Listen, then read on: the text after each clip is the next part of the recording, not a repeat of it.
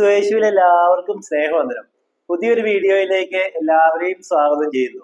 കഴിഞ്ഞ വീഡിയോയിൽ നമ്മൾ മനസ്സിലാക്കി ക്രിസ്തുവിലായി ക്രിസ്തുവിനെ സുവിശേഷിക്കുന്ന ഒരു വ്യക്തി അവനിലൂടെ ദൈവവചനം പ്രഘോഷിക്കുന്നത് ദൈവം തന്നെയാണ്.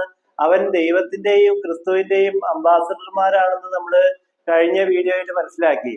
നമുക്ക് ഇന്ന് പുതിയൊരു വീഡിയോയിലേക്ക് നമുക്ക് കടക്കാം. ഇന്ന് നമ്മൾ ചിന്തിക്കുന്നത് ഈ ദൈവത്തിന്റെ പ്രവൃത്തി ചെയ്യുവാൻ ദൈവം മനുഷ്യനെയാണ് അധികാരപ്പെടുത്തിയിരിക്കുന്നത്. നമുക്ക് ഹെബ്രായർക്ക് എഴുതിയ ലേഖനം 2-ാം അധ്യായം 6-ാം വാക്യത്തിലേക്ക് വന്നു കഴിഞ്ഞാൽ, എന്നാൽ മനുഷ്യനെ ഓർക്കേണ്ടതിന് അവൻ എന്ത്, മനുഷ്യപുത്രനെ സന്ദർശിക്കേണ്ടതിന് അവൻ എന്ത് മാത്രം. അതിന്റെ 7-ാം വാക്യം പഠിപ്പിക്കുന്നത് ഇങ്ങനെയാണ്: നീ അവനെ ദൂതന്മാരെക്കാൾ അല്പം മാത്രം താഴ്ത്തി, തേജസ്സും ബഹുമാനവും അവനെ അണിയിച്ചിരിക്കുന്നു. നിന്റെ കൈകളുടെ പ്രവൃത്തികൾക്ക് നീ അവനെ അധിപനാക്കി. അപ്പൊ ഇവിടെ വചനം പഠിപ്പിക്കുന്നത് മനുഷ്യനെ സന്ദർശിക്കാൻ മാത്രം മനുഷ്യന് എന്ത് യോഗ്യതയാണുള്ളത്? യാതൊരു യോഗ്യതയും ഇല്ലാതിരിക്കുമ്പോൾ തന്നെയാണ് ദൈവം മനുഷ്യനെ ദൈവത്തിന്റെ പ്രവൃത്തി ചെയ്യുവാൻ അവനെ അധിപനാക്കുന്നത്. അതാണ് ഇവിടെ വചനം പഠിപ്പിക്കുന്നത്. ദൈവത്തിന്റെ പ്രവൃത്തി ചെയ്യുവാൻ വേണ്ടി ദൈവം മനുഷ്യനെ മഹത്വവും തേജസ്സും അണിയിച്ചിരിക്കുന്നു എന്നാണ്. അപ്പൊ ദൈവത്തിന്റെ തേജസ്സും ദൈവത്തിന്റെ ആ മഹത്വവും ദൈവം നമുക്ക് നൽകിയിരിക്കുന്നു. അത് നാം ദൈവത്തിന്റെ പ്രവൃത്തി ഈ ഭൂമിയിൽ ചെയ്യുവാൻ വേണ്ടിയിട്ടാണെന്നാണ് ഈ വചനം പഠിപ്പിക്കുന്നത്. ഇതൊന്നും നമ്മള് യഥാർത്ഥമായിട്ട് ക്രിസ്ത്യാനികൾ മനസ്സിലാക്കുന്നില്ല. യഥാർത്ഥമായിട്ട് ദൈവത്തിന്റെ പ്രവൃത്തി ചെയ്യുന്നത് മനുഷ്യരെയാണ് ദൈവം ഈ ദൈവത്തിന്റെ പ്രവൃത്തി ചെയ്യുവാൻ അധികാരപ്പെടുത്തിയിരിക്കുന്നത്. അപ്പൊ നമ്മൾ ഓരോരുത്തരിലൂടെയാണ് ദൈവം പ്രവർത്തിക്കുന്നത്. അങ്ങനെ ദൈവം പ്രവർത്തിക്കുവാൻ തക്കവണ്ണം ഒരു വിശുദ്ധിയുള്ള മനുഷ്യനായി നാം തീരുക എന്നുള്ളതാണ് ദൈവത്തിന്റെ ഉദ്ദേശം. അങ്ങനെ ആരൊക്കെ ദൈവത്തിന്റെ നീതിമാന്മാരായി തീരുന്നുവോ അവനെയാണ് ദൈവത്തിന്റെ പ്രവൃത്തി ചെയ്യുവാൻ ഈ ഭൂമിയിൽ അധികാരപ്പെടുത്തിയിരിക്കുന്നത്. അങ്ങനെയുള്ളവര് ദൈവത്തിന്റെ തേജസ്സും മഹിമയും അല്ലെങ്കിൽ ദൈവത്തിന്റെ തേജസ്സും മഹത്വവും അണിയിച്ചിരിക്കുന്നു എന്നാണ് ഈ വചനത്തിലൂടെ നമ്മൾ മനസ്സിലാക്കേണ്ടത്. നമ്മളെപ്പോഴും ചിന്തിക്കുന്നതാണ്, നമ്മുടെ ജീവനായ ക്രിസ്തു വെളിപ്പെടുമ്പോൾ നാമും അവനോടൊപ്പം തേജസ് വെളിപ്പെടും. അപ്പൊ എപ്പോഴാണോ ക്രിസ്തു നമ്മളിൽ വെളിപ്പെടുന്നത്, അല്ലെങ്കിൽ എപ്പോഴാണോ ക്രിസ്തു ഒരു വ്യക്തിയിൽ വെളിപ്പെടുന്നത്, അപ്പോഴാണ് യഥാർത്ഥമായിട്ട് അവന് ദൈവിക തേജസ് ലഭിക്കുന്നത്. വീണ്ടും നമ്മള് ഹെബ്രായർക്ക് എഴുതിയ ലേഖനം 3-ാം അധ്യായം അതിന്റെ 4-ാം വാക്യം പഠിച്ചു കഴിഞ്ഞാൽ, ഏത് ഭവനവും ചമപ്പാൻ ഒരാൾ വേണം, സർവവും ചമച്ചവൻ ദൈവം തന്നെ. അപ്പൊ ഇവിടെ വചനം പഠിപ്പിക്കുന്നത് ഒരു ഭവനം പണിയണമെങ്കിൽ അതിനൊരു വ്യക്തി ആവശ്യമാണ്. എന്നാൽ എല്ലാ ഭവനവും നിർമ്മിച്ചിരിക്കുന്നത് ദൈവമാണ്. ഇവിടെ ഭൗതികമായിട്ടുള്ള ഒരു ഭവനത്തെ കുറിച്ചല്ല ദൈവം സംസാരിക്കുന്നത്.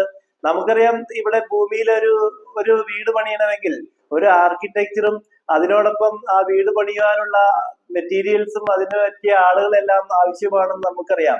അതുപോലെ തന്നെ ഇവിടെ വചനം പഠിപ്പിക്കുകയാണ്, ഏത് ഭവനവും ചമപ്പാൻ ഒരാൾ വേണം, സർവവും ചമച്ചവൻ ദൈവം തന്നെ.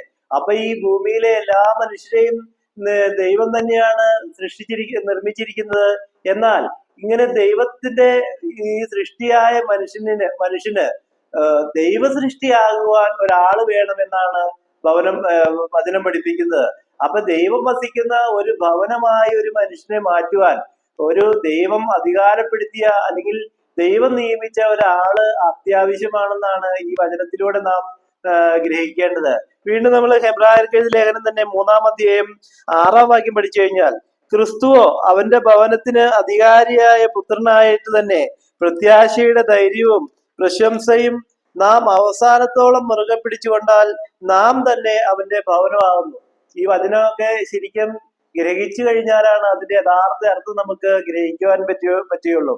അതിന്റെ ഈ ഇംഗ്ലീഷ് എഴുതിയിരിക്കുന്നത് എങ്ങനെയാണ്: But Christ as a son over his own house, whose house are we, if we hold fast the confidence and rejoicing the hope fame unto the end. അപ്പൊ ഇവിടെ വചനം പഠിപ്പിക്കുന്നത് but Christ as a son over his own house. അപ്പൊ ക്രിസ്തുവാണ് അവന്റെ ഭവനത്തിന്റെ അധികാരി. അപ്പൊ whose house are we if we hold fast the confidence and rejoicing the hope firm unto the end. അപ്പൊ ഇവിടെ വചനം പഠിപ്പിക്കുന്നത് ദൈവത്തിന്റെ ഭവനത്തിന്റെ അധികാരി ക്രിസ്തുവാണ്. അപ്പൊ നമ്മള് ആ ഒരു ഉത്തമ ബോധ്യത്തോടെ അവസാനം വരെ ആ പ്രത്യാശ മുറുകെ പിടിച്ചാൽ അവന്റെ ഭവനം നമ്മൾ ഓരോരുത്തരുമാണെന്നാണ് വചനം പഠിപ്പിക്കുന്നത്. അപ്പൊ ഇവിടെ ഈ വചനത്തിൽ നിന്ന് നാം ഗ്രഹിക്കേണ്ടത് ദൈവത്തിന്റെ ഭവനത്തിന്റെ അധികാരി ക്രിസ്തുവാണ്. അല്ലെങ്കിൽ ക്രിസ്തുവായ വ്യക്തിയിലാണ് ദൈവത്തിന്റെ ഭവനം ദൈവം പണിയുന്നത്. അല്ലെങ്കിൽ ക്രിസ്തുവായി തീർന്ന ഒരു വ്യക്തിയിലാണ് ദൈവം വസിക്കുന്നത്. അവന്റെ ഭവനത്തിലാണ് ദൈവം വസിക്കുന്നത്. അപ്പൊ ക്രിസ്തു വസിക്കുന്ന ഒരു ഭവനത്തിലാണ് ദൈവം വസിക്കുന്നത്. ദൈവത്തിന്റെ ഭവനം ക്രിസ്തു വസിക്കുന്ന ഭവനമാണ്. അപ്പൊ ഇങ്ങനെ ക്രിസ്തു വസിക്കുന്ന ഒരു ഭവനമായ ഒരു വ്യക്തിയെ തീർക്കുവാൻ ഒരു ആള് അത്യാവശ്യമാണ് എന്നാണ് വചനം പഠിപ്പിക്കുന്നത്. നമ്മൾക്കറിയാം, ഈ ലോകത്തിലെ മനുഷ്യരെ മുഴുവൻ നിർമ്മിച്ചിരിക്കുന്നത് ദൈവമാണ്.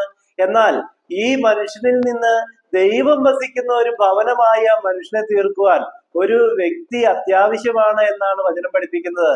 അങ്ങനെ ഈ ദൈവം വസിക്കുന്ന ഒരു ഭവനമാക്കി ഒരു വ്യക്തിയെ തീർക്കണമെങ്കിൽ അത് ക്രിസ്തുവായി തീർന്ന ഒരു വ്യക്തിക്ക് മാത്രമേ പറ്റുകയുള്ളൂ എന്നാണ് ഇവിടെ വചനം പഠിപ്പിക്കുന്നത്.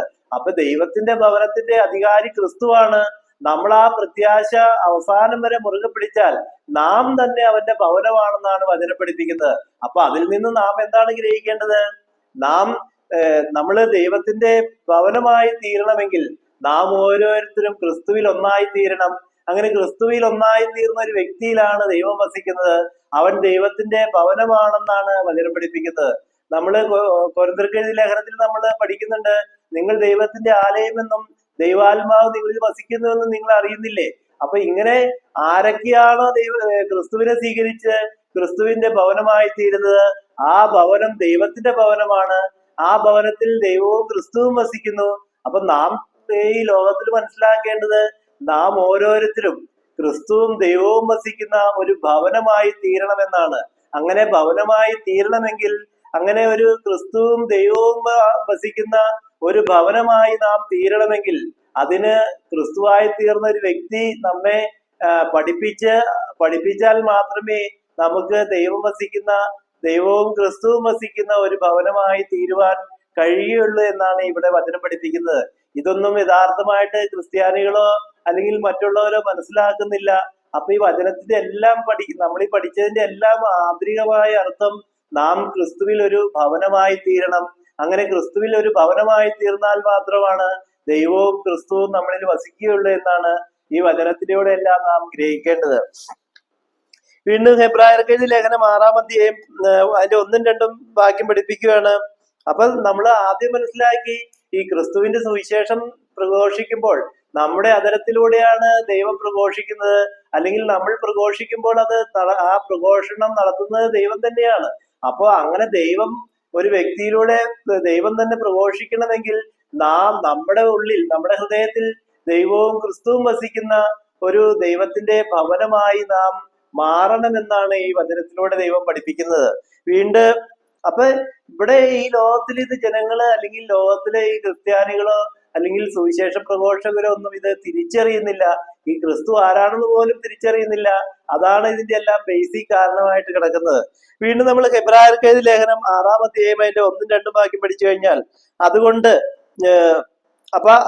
അതുകൊണ്ട് നിർജീവ പ്രവൃത്തികളെ കുറിച്ചുള്ള മാനസാന്തരം, ദൈവത്തിങ്കലെ വിശ്വാസം, സ്നാനത്തെക്കുറിച്ചുള്ള ഉപദേശം, കൈവെപ്പ്, മരിച്ചവരുടെ പുനരുത്ഥാനം, നിത്യശിക്ഷാവിധി എന്നിങ്ങനെയുള്ള അടിസ്ഥാനം പിന്നെയും ഇടാതെ ക്രിസ്തുവിനെ കുറിച്ചുള്ള ആദ്യ വചനം വിട്ട് പരിജ്ഞാന പൂർത്തി പ്രാപിപ്പാൻ ശ്രമിക്കുക.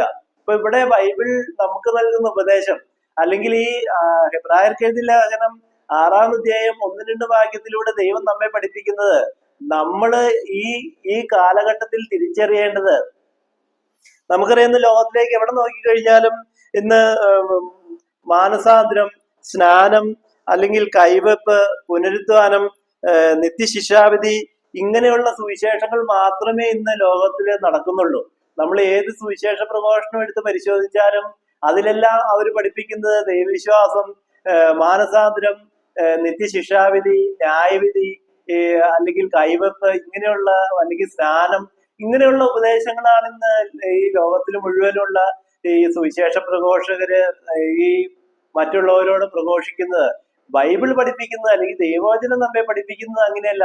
ഇത് ക്രിസ്തുവിനെ കുറിച്ചുള്ള ആദ്യ പാഠങ്ങളാണ്, അല്ലെങ്കിൽ ക്രിസ്തുവിനെ കുറിച്ചുള്ള ആദ്യത്തെ അറിവുകൾ മാത്രമാണിത്. പക്ഷെ ഇവിടെ വചനം പഠിപ്പിക്കുകയാണ്, നിങ്ങൾ ഈ പരിപാടിയെല്ലാം നിർത്തിവെച്ചിട്ട്, അല്ലെങ്കിൽ ഈ ഒരു ഉപദേശം നമ്മൾ മാറ്റിവെച്ചിട്ട്, അല്ലെങ്കിൽ സ്നാനം, അല്ലെങ്കിൽ കൈവെപ്പ്, ശിക്ഷാവിധി, മാനസാന്തരം, ദൈവവിശ്വാസം, ഇങ്ങനെയുള്ള ആ ഒരു പ്രഘോഷണങ്ങളെല്ലാം മാറ്റിവെച്ചിട്ട് നമ്മൾ പരിജ്ഞാനപൂർത്തി പ്രാപിക്കണമെന്നാണ് വചനം പഠിപ്പിക്കുന്നത്. ഈ ഈ പറഞ്ഞ സുവിശേഷങ്ങളെല്ലാം, ഈ സ്നാനം, അതല്ലെങ്കിൽ മാനസാന്തരം, നിത്യശിക്ഷാവിധി, കൈവെപ്പ്, അല്ലെങ്കിൽ ഈ ദൈവത്തിലുള്ള വിശ്വാസം, ഇങ്ങനെയുള്ള എല്ലാ പ്രഘോഷണങ്ങളും ക്രിസ്തുവിനെ കുറിച്ചുള്ള ആദ്യ പാഠങ്ങൾ മാത്രമാണ്. അപ്പൊ നമ്മള് ദൈവവചനം നമ്മെ ഓരോരുത്തരെയും പഠിപ്പിക്കുന്നത് ഈ ഒരു പ്രഘോഷണം നമ്മൾ മാറ്റിവെച്ചിട്ട്, അല്ലെങ്കിൽ ഈ ഒരു പ്രഘോഷണം നമ്മൾ പിന്നെയും പിന്നെയും പഠിപ്പിക്കാതെ ക്രിസ്തുവിനെ കുറിച്ച് ഉള്ള ഈ ആദ്യ വചനങ്ങൾ വിട്ടിട്ട് നമ്മൾ പരിജ്ഞാനപൂർത്തി പ്രാപിക്കണമെന്നാണ് വചനം പഠിപ്പിക്കുന്നത്. നമുക്കറിയാം, ജ്ഞാനം എന്ന് പറഞ്ഞാൽ അത് ക്രിസ്തുവാണ്, പരിജ്ഞാനം എന്ന് പറഞ്ഞാൽ അത് ദൈവത്തെ കുറിച്ചുള്ള അറിവാണ്. അപ്പൊ നമ്മള് ഈ ജ്ഞാനവും പരിജ്ഞാനവും നേടി നമ്മള് പരിപൂർണരായി തീരണമെന്നാണ് വചനം പഠിപ്പിക്കുന്നത്. നമ്മളിത് തിരിച്ചറിയുന്നില്ല എന്നുള്ളതാണ് നമ്മുടെ ഏറ്റവും വലിയ പ്രശ്നം. നാം പിന്നെയും ഓരോ ദിവസവും ഈ ക്രിസ്തുവിനെ കുറിച്ചുള്ള ആദ്യ പാഠങ്ങൾ മാത്രമാണ് പഠിച്ചുകൊണ്ടിരിക്കുന്നത്. അത് എന്തുകൊണ്ടാണ് ലോകത്തില് ഈ ക്രിസ്തുവിനെ കുറിച്ചുള്ള ആദ്യ പാഠങ്ങൾ വിട്ട് പരിജ്ഞാന പൂർത്തി പ്രാപിക്കുവാൻ മനുഷ്യന് കഴിയാത്തത്? അത് എന്തുകൊണ്ടാണെന്ന് ഇവിടെ വചനം പഠിപ്പിക്കുന്നുണ്ട്. ഈ വീട്ടിൽ നമ്മൾ ഇവിടെ വചനം പഠിപ്പിക്കുന്നത് ഇങ്ങനെയാണ്: പാൽ കുടിക്കുന്നവനെല്ലാം നീതിയുടെ വചനത്തിൽ പരിചയമില്ലാത്തവനത്രേ. അവൻ ശിശുവല്ലോ. കട്ടിയുള്ള ആഹാരം നന്മതിന്മകളെ കുറിച്ച് തിരിച്ചറിയുവാൻ തഴക്കത്തിൽ അഭ്യസിച്ച ഇന്ദ്രിയങ്ങളുള്ളവരായി പ്രായം തികഞ്ഞവർക്കേ കഴിയുകയുള്ളൂ. ഇവിടെ ഹെബ്രായർക്കെഴുതിയ ലേഖനം 5-ാം അധ്യായം 13 അതിന്റെ 14 വാക്യത്തിലൂടെ പഠിപ്പിക്കുന്നത് ഇങ്ങനെയാണ്: പാൽ കുടിക്കുന്നവരെല്ലാം നീതിയുടെ വചനത്തിൽ പരിചയമില്ലാത്തവരത്രേ. അവർ ശിശുവല്ലോ. ഇനി അതിന്റെ 6-ാം വാക്യം പഠിപ്പിക്കുകയാണ്: കട്ടിയുള്ള ആഹാരം നന്മതിന്മകളെ തിരിച്ചറിയുവാൻ തഴക്കത്തിൽ അഭ്യസിച്ച ഇന്ദ്രിയങ്ങളുള്ളവരായി പ്രായം തികഞ്ഞവർക്കേ കഴിയുകയുള്ളൂ. അപ്പൊ ഇവിടെ വചനം പഠിപ്പിക്കുന്നത്, നമ്മളിങ്ങനെ ശിശുക്കളായിരുന്നാൽ നമ്മൾ പാല് കുടിച്ച് ഈ പാല് മാത്രം കുടിക്കുന്നവരായിരിക്കും. നമുക്കറിയാം, ഒരു ശിശു വളർന്ന് അവൻ കട്ടിയുള്ള ആഹാരം കഴിക്കുന്നത് അവന്റെ ശിശുവിൽ നിന്ന് മാറിക്കഴിയുമ്പോഴാണ് അവൻ കട്ടിയുള്ള ആഹാരം കഴിക്കുന്നത്. അപ്പൊ നമ്മളിങ്ങനെ നമ്മൾ ആദ്യം പഠിച്ചതുപോലെ ഈ മാനസാന്തരം, അല്ലെങ്കിൽ ദൈവത്തിന്റെ ശിക്ഷാവിധി, അതുപോലെ മാനസാന്തരം, സ്നാനം, കൈവെപ്പ്, ഇങ്ങനെയുള്ള ഈ ആദ്യ പാഠങ്ങൾ മാത്രം പഠിച്ചുകൊണ്ടിരുന്നാൽ നമ്മൾ ശിശുക്കളാണ് എന്നാണ്. നമ്മൾ ഒരിക്കലും പുരുഷന്മാരായി തീരുന്നില്ലെന്നാണ് വചനം പഠിപ്പിക്കുന്നത്. അപ്പൊ ഇങ്ങനെ പുരുഷനായി തീരണമെങ്കിൽ നമ്മൾ കട്ടിയുള്ള ആഹാരം കഴിക്കണം. അപ്പൊ കട്ടിയുള്ള ആഹാരം കഴിക്കണം എന്ന് പറഞ്ഞാൽ, നമ്മള് ഈ കട്ടിയുള്ള ആഹാരം എന്ന് പറഞ്ഞാൽ ഇവിടെ വചനം നന്മതിന്മകളെ തിരിച്ചറിയുവാൻ തഴക്കത്തിൽ അഭ്യസിച്ച ഇന്ദ്രിയങ്ങളുള്ളവരായി പ്രായം തീർന്നവർക്കേ കഴിയുകയുള്ളൂ. അപ്പൊ നന്മതിന്മകളെ തിരിച്ചറിയണമെങ്കിൽ നമ്മൾ പുരുഷനായി തീരണം. പുരുഷനായി തീർന്നാൽ മാത്രമേ നമ്മൾ നീതിയുടെ വചനത്തില് അഭ്യാസം തികഞ്ഞവരായി തീരുകയുള്ളൂ എന്നാണ് വചനം പഠിപ്പിക്കുന്നത്. അപ്പൊ നമുക്ക് ഈ നീതിയുടെ വചനം എങ്ങനെ ലഭിക്കുമെന്നാണ് വചനത്തിലൂടെ നമ്മൾ മനസ്സിലാക്കേണ്ടത്. അതിനു മുമ്പ് 1 കൊരിന്ത്യർക്കെഴുതിയ ലേഖനം 13-ാം അധ്യായം 9-ാം വാക്യം പഠിപ്പിക്കുകയാണ്: അംശമായി മാത്രം നാം അറിയുന്നു, അംശമായി മാത്രം പ്രവചിക്കുന്നു. പൂർണ്ണമായത് വരുമ്പോഴോ അംശമായത് നീങ്ങിപ്പോകുന്നു. ഇവിടെ വചനം പഠിപ്പിക്കുന്ന അംശമായത് മാത്രം നാം അറിയുന്നു, അംശമായി മാത്രം പ്രവചിക്കുന്നു. അപ്പൊ ഇവിടെ ഈ വചനം പഠിപ്പിക്കുന്നത് പൂർണ്ണമായത് വരുമ്പോഴോ അംശമായത് നീങ്ങിപ്പോകുന്നു. അപ്പൊ നമ്മള് ഇവിടെ മനസ്സിലാക്കേണ്ടത്, ഈ 1 കൊരിന്ത്യർക്കെഴുതിയ ലേഖനം 13-ാം അധ്യായം 9-ാം വാക്യത്തിലൂടെ വചനം പഠിപ്പിക്കുന്നത് നമ്മൾ അറിയുന്നത് ഭാഗികമായിട്ടാണ് അറിയുന്നത്. പൂർണ്ണമായ ഒരു അറിവ് നമുക്ക് ലഭിക്കുന്നില്ല. പൂർണ്ണമായ അറിവ് ലഭിക്കുമ്പോഴാണ് ഭാഗികമായ അറിവ് മാറിപ്പോകുന്നത്. ഇങ്ങനെ പൂർണ്ണമായ അറിവ് ലഭിക്കണമെങ്കിൽ നമ്മള് പുരുഷനായി തീരണമെന്നാണ് ഈ വചനത്തിലൂടെ നമ്മളെ ദൈവം പഠിപ്പിക്കുന്നത്. ഇനി അതിന്റെ 1 കൊരിന്ത്യർക്കെഴുതിയ ലേഖനം തന്നെ 13-ാം അധ്യായം 11-ാം വാക്യം പഠിപ്പിക്കുകയാണ്: ശിശുവായിരുന്നപ്പോൾ ശിശുവിനെ പോലെ സംസാരിച്ചു, ശിശുവിനെ പോലെ ചിന്തിച്ചു, ശിശുവിനെ പോലെ നിരൂപിച്ചു. പുരുഷനായ ശേഷമോ ഞാൻ ശിശുവിനുള്ളത് ത്യജിച്ചു കളഞ്ഞു. അപ്പൊ ഇവിടെ വചനം പഠിപ്പിക്കുന്നത്, ഇവിടെ നമ്മൾ ആദ്യം പഠിച്ചുകൊടുത്ത് പറയുന്നുണ്ട്, അംശമായി മാത്രം നാം അറിയുന്നു, അംശമായത് മാത്രം പ്രവചിക്കുന്നു. അപ്പൊ ഇവിടെ ഈ പ്രവചനം എന്താണെന്ന് പോലും ഇന്ന് ലോകം മനസ്സിലാക്കുന്നില്ല. ഇത് പ്രവചനം എന്ന് പറഞ്ഞാൽ നമ്മള് ഒരു വ്യക്തി ഭാവി കാര്യങ്ങൾ പ്രവചിക്കുന്നതല്ല പ്രവചനം. ഈ ബൈബിളിലെ എഴുതി വെച്ചിരിക്കുന്നത് വ്യാഖ്യാനിച്ചു കൊടുക്കുന്നതാണ് യഥാർത്ഥ പ്രവചനം എന്ന് പറയുന്നത്. അതിനെക്കുറിച്ചൊക്കെ നമുക്ക് പിന്നീട് മനസ്സിലാക്കാം. ഇവിടെ വചനം പഠിപ്പിക്കുന്നത് ഈ 1 കൊരിന്ത്യർ ലേഖനം 13-ാം അധ്യായം 11-ാം വാക്യത്തിലൂടെ വചനം പഠിപ്പിക്കുന്നത് ഇങ്ങനെയാണ്: ശിശുവായിരുന്നപ്പോൾ ശിശുവിനെ പോലെ സംസാരിച്ചു, ശിശുവിനെ പോലെ ചിന്തിച്ചു, ശിശുവിനെ പോലെ നിരൂപിച്ചു. പുരുഷനായ ശേഷമോ ഞാൻ ശിശുവിനുള്ളത് ത്യജിച്ചു കളഞ്ഞു. അപ്പൊ നമ്മൾ ആദ്യം ഈ കഴിഞ്ഞ എബ്രായർക്കെഴുതിയ ലേഖനത്തിൽ നമ്മൾ 5-ാം അധ്യായം 13-ാം വാക്യത്തിൽ മനസ്സിലാക്കിയതാണ്, പാൽ കുടിക്കുന്നവരെല്ലാം നീതിയുടെ വചനത്തിൽ പരിചയമില്ലാത്തവനത്രേ, അവൻ ശിശുവല്ലോ. അപ്പൊ ശിശു ആയിരിക്കുന്നവൻ ശിശുവായ ഇപ്പൊ 2 തരം ആളുകളെ കുറിച്ചാണ് ഇവിടെ വചനം പഠിപ്പിക്കുന്നത്. ഒന്ന്, ക്രിസ്തുവിന്റെ ആദ്യ ഉപദേശങ്ങളിൽ ലഭിച്ച വ്യക്തികള്, അവര് ശിശുവാണ്. വീണ്ടും ഇവിടെ വചനം പഠിക്കുന്നത് പുരുഷനാണ്. ഈ പുരുഷൻ ആരാണ്, ശിശു ആരാണെന്നാണ് നമ്മൾ മനസ്സിലാക്കേണ്ടത്. അങ്ങനെ ഈ പുരുഷനും ശിശുവും ആരാണെന്ന് തിരിച്ചറിയുമ്പോഴാണ് നമ്മൾ എവിടെയാണ് നിൽക്കുന്നതെന്ന്, അല്ലെങ്കിൽ ബൈബിൾ പഠിപ്പിക്കുന്നത് പോലെ നാം ഏത് പൊസിഷനിലാണെന്ന് നമുക്ക് തിരിച്ചറിയാൻ കഴിയുള്ളൂ. 1 കൊരിന്ത്യർ ലേഖനം 13-ാം അധ്യായം 11-12 വാക്യങ്ങൾ നമ്മൾ മനസ്സിലാക്കിയതാണ്. ഇനി അതിന്റെ 12-ാം വാക്യം പഠിപ്പിക്കുകയാണ്: ഇപ്പോൾ നാം കണ്ണാടിയിൽ കടമൊഴിയായി കാണുന്നു, അപ്പോൾ മുഖാമുഖമായി കാണും. ഇപ്പോൾ ഞാൻ അംശമായി അറിയുന്നു, അപ്പോഴോ ഞാൻ അറിയപ്പെട്ടതുപോലെ തന്നെ അറിയും. അപ്പൊ ഇവിടെ നമ്മൾ മനസ്സിലാക്കേണ്ടത് ആരാണ് ശിശു, ആരാണ് പുരുഷൻ എന്നാണ്. നമ്മൾ ആദ്യം മനസ്സിലാക്കിയതാണ് എബ്രായർക്കെഴുതിയ ലേഖനം 5-ാം അധ്യായം 13-ാം വാക്യത്തില്, ഈ പാൽ കുടിക്കുന്നവരെല്ലാവരും ശിശുക്കളാണ്. പുരുഷനായി കഴിഞ്ഞാൽ മാത്രമാണ് നമ്മൾ ഈ നീതിയുടെ വചനത്തില് അഭ്യാസം തികഞ്ഞവരായി തീരുകയുള്ളൂ. അപ്പൊ എങ്ങനെയാണ് ഈ നീതിയുടെ വചനം ലഭിക്കുന്നത്? നമ്മൾ കഴിഞ്ഞ വീഡിയോയിലൊക്കെ അത് മനസ്സിലാക്കിയതാണ്. നീതി ലഭിക്കുന്നത് തന്നെ നമുക്ക് ക്രിസ്തുവിനെ ലഭിക്കുമ്പോഴാണ്. അപ്പൊ നമ്മളതാണ് റോമർക്കെഴുതിയ ലേഖനം 10-ാം അധ്യായം അതിന്റെ 4-ാം വാക്യത്തിലൂടെ നമ്മൾ പഠിച്ചതാണ്, വിശ്വസിക്കുന്ന ഏവർക്കും നീതി ലഭിപ്പാൻ ക്രിസ്തു ന്യായപ്രമാണത്തിന്റെ അവസാനമാകുന്നു. അപ്പൊ ഒരു വ്യക്തിക്ക് ദൈവത്തിന്റെ നീതി നടത്തി കൊടുക്കുന്നത്. അപ്പൊ ദൈവത്തിന്റെ യഥാർത്ഥമായിട്ടുള്ള വിശ്വാസിക്ക്, അല്ലെങ്കിൽ ദൈവത്തിന്റെ വിശ്വാസിക്ക് ദൈവം നീതി നടത്തി കൊടുക്കുന്നത് ക്രിസ്തുവിനെ നൽകിക്കൊണ്ടാണ്. അങ്ങനെ ക്രിസ്തുവിനെ ലഭിച്ചു കഴിയുമ്പോഴാണ് നമുക്ക് നീതിയുടെ വചനം ലഭിക്കുകയുള്ളൂ. നീതിയുടെ വചനം ലഭിക്കുമ്പോഴാണ് നമ്മൾ പുരുഷനായി തീരുന്നത്. അതാണ് ഇവിടെ 2 ലേഖനം ഇവിടെ. ഇനി നമുക്ക് എങ്ങനെയാണ് ഈ ക്രിസ്തുവായി തീരാൻ കഴിയുന്നത്, അല്ലെങ്കിൽ ക്രിസ്തുവിൽ നമ്മളൊരു പുതിയ മനുഷ്യനായി തീരുന്നത്, അല്ലെങ്കിൽ ദൈവത്തിന്റെ നീതിയുടെ വചനം ലഭിക്കുന്നത് ക്രിസ്തുവിനെ ലഭിക്കുമ്പോഴാണ്. അപ്പൊ എപ്പോഴാണ് നമ്മൾ ക്രിസ്തുവിനെ ലഭിക്കുന്നത്, നമുക്ക് എപ്പോഴാണ് ക്രിസ്തുവിനെ ലഭിക്കുന്നത്?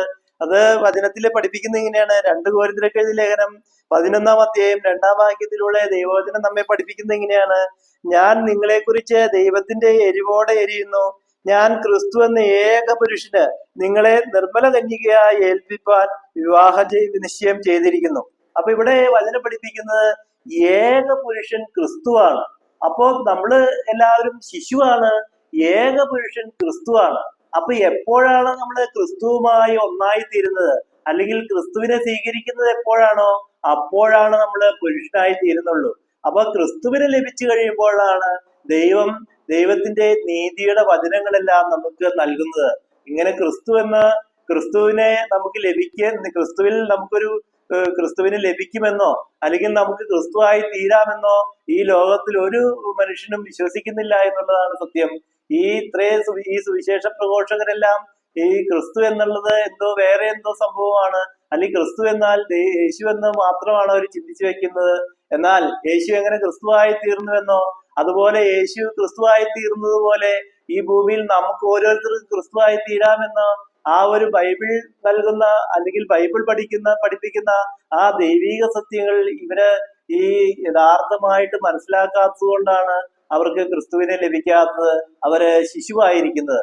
നമ്മൾ ശിശുവായിരിക്കാനുള്ള ഒരു കാരണം നമ്മൾ ഏക പുരുഷനായ ക്രിസ്തുവിനെ സ്വീകരിക്കാത്തത് കൊണ്ടാണ്.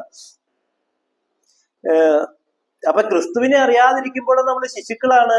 ക്രിസ്തുവിനെ അറിഞ്ഞ് ക്രിസ്തുവുമായി ഏക ശരീരമായി തീരുമ്പോഴാണ് നാം പുരുഷനായി തീരുന്നതെന്നാണ് വചനം പഠിപ്പിക്കുന്നത്. അങ്ങനെ ക്രിസ്തുവിനെ കല്യാണം കഴിക്കണമെങ്കിൽ, അപ്പൊ ഇവിടെ വചനം പഠിപ്പിക്കുകയാണ്, ഈ പൗലോസ്ലീഹ പഠിപ്പിക്കുന്നത്, ഞാൻ നിങ്ങളെ ഒരു നിർമ്മല വധുവായിട്ട് ക്രിസ്തുവിന് വിവാഹ നിശ്ചയം ചെയ്തിരിക്കുകയാണ്. അപ്പൊ നമ്മളെല്ലാവരും വിവാഹ നിശ്ചയം കഴിഞ്ഞവരാണ്. അപ്പൊ നമുക്ക് ക്രിസ്തുവിനെ കല്യാണം കഴിക്കണമെങ്കിൽ അല്ലെങ്കിൽ ക്രിസ്തുവുമായിട്ടുള്ള വിവാഹം നടക്കണമെങ്കിൽ നമ്മളൊരു നിർമ്മല വധുവായി തീരണമെന്നാണ് വചനം പഠിപ്പിക്കുന്നത്. അങ്ങനെ എപ്പോഴാണ് ഒരു വ്യക്തി നിർമ്മല വധുവായി തീരുന്നത്? അപ്പോഴാണ് അവൻ ക്രിസ്തുവിനെ വിവാഹം കഴിക്കുന്നത്. ഓൾറെഡി നമ്മളുടെ വിവാഹ നിശ്ചയം എല്ലാം കഴിഞ്ഞു. വിവാഹ നിശ്ചയം കഴിഞ്ഞാൽ നമുക്കറിയാം അവന്റെ വിവാഹം ഉടനെ ഇമ്മീഡിയറ്റ് ആയിട്ട് അവന്റെ വിവാഹം നടക്കും. നമ്മള് ഈ അപ്പോസ്തല സഭകളിലെല്ലാം അറിയാം, ഈ ഞായറാഴ്ച നമ്മുടെ വിവാഹ നിശ്ചയം കഴിഞ്ഞാൽ അടുത്ത ഞായറാഴ്ച നമ്മുടെ കല്യാണം നടക്കുന്നു. അതുപോലെ അങ്ങനെ ഒരു ഷോർട്ട് ഡ്യൂറേഷൻ മാത്രമേ ഉള്ളൂ. ഇവിടെ വചനം പഠിപ്പിക്കുന്നത് നമ്മളെ ഓരോരുത്തരെയും, പൗലോസ്ലീഹ നമ്മളെ പഠിപ്പിക്കുകയാണ്, നമ്മളെ ഓരോരുത്തരെയും ക്രിസ്തുവുമായിട്ട് വിവാഹം നിശ്ചയം ചെയ്തിരിക്കുന്നു, അല്ലെങ്കിൽ വിവാഹ ഉടമ്പടി നടന്നു കഴിഞ്ഞു. ഇനി നമ്മൾ ക്രിസ്തുവിനെ വിവാഹം ചെയ്യേണ്ട അല്ലെങ്കിൽ ക്രിസ്തുവിനെ കല്യാണം കഴിക്കേണ്ട ഒരു ചടങ്ങ് മാത്രമേ ഉള്ളൂ. അങ്ങനെ ക്രിസ്തുവിനെ വിവാഹം ചെയ്യണമെങ്കിൽ അല്ലെങ്കിൽ ക്രിസ്തുവുമായിട്ടുള്ള വിവാഹം നടക്കണമെങ്കിൽ നാം ഒരു നിർമ്മല വധുവായി തീരണമെന്നാണ് വചനം പഠിപ്പിക്കുന്നത്. അപ്പൊ എന്തുകൊണ്ടാണ് ക്രിസ്തുവിനെ തിരിച്ചറിയാൻ കഴിയാത്തതും ക്രിസ്തുവുമായിട്ട് വിവാഹം നടക്കാത്തതിന്റെ കാരണം നാം ക്രിസ്തുവിനെ തിരിച്ചറിയുന്നില്ല, അല്ലെങ്കിൽ നാം ഇപ്പോഴും ശിശുവായിരിക്കുമ്പോൾ ഒരിക്കലും നമുക്ക് ക്രിസ്തുവിനെ കണ്ടെത്തുവാനോ ക്രിസ്തുവിനെ മനസ്സിലാക്കുവാനോ കഴിയുകയില്ല. ക്രിസ്തുവുമായിട്ട് വിവാഹം കഴിയുമ്പോഴാണ് നമ്മൾ പുരുഷനായി തീരുന്നത്. കാരണം ഏക പുരുഷൻ ക്രിസ്തുവാണ്. ക്രിസ്തുവുമായിട്ട് ഒരു വ്യക്തി എപ്പോഴാണ് വിവാഹം നടക്കുന്നത്, അല്ലെങ്കിൽ ഒരു വ്യക്തിയുടെ വിവാഹം ക്രിസ്തുവുമായിട്ട് എപ്പോൾ നടക്കുന്നുവോ അപ്പോഴാണ് അവൻ പുരുഷനായി തീരുന്നത്. അവനെയാണ് ദൈവത്തിന്റെ നീതിയുടെ വചനങ്ങൾ ഏൽപ്പിക്കുന്നത്. അപ്പൊ ദൈവത്തിന്റെ നീതിയുടെ വചനങ്ങൾ നമുക്ക് ലഭിക്കണമെങ്കിൽ നാം ക്രിസ്തുവിനെ കണ്ടെത്തി ക്രിസ്തുവുമായിട്ട് വിവാഹം നടക്കണം. അങ്ങനെ ക്രിസ്തുവുമായിട്ട് വിവാഹം നടക്കണമെങ്കിൽ നമ്മളിലെ ന്യായപ്രമാണം അവസാനിക്കണം. ന്യായപ്രമാണം അവസാനിച്ച് ദൈവം നമുക്ക് ക്രിസ്തുവിനെ നൽകി നാം ക്രിസ്തുവിനെ വിവാഹം കഴിച്ചു കഴിഞ്ഞാൽ നമുക്ക് ദൈവത്തിന്റെ നീതിയുടെ വചനങ്ങൾ നമുക്ക് നൽകുന്നു.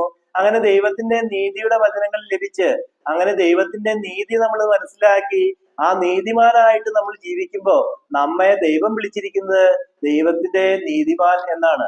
അപ്പൊ ദൈവം നമുക്ക് ക്രിസ്തുവിന് നൽകുന്നത് നാം ഓരോരുത്തരും ദൈവത്തിന്റെ നീതിമാന്മാരായി തീരുവാൻ വേണ്ടിയിട്ടാണ്. ഇവിടെ വീണ്ടും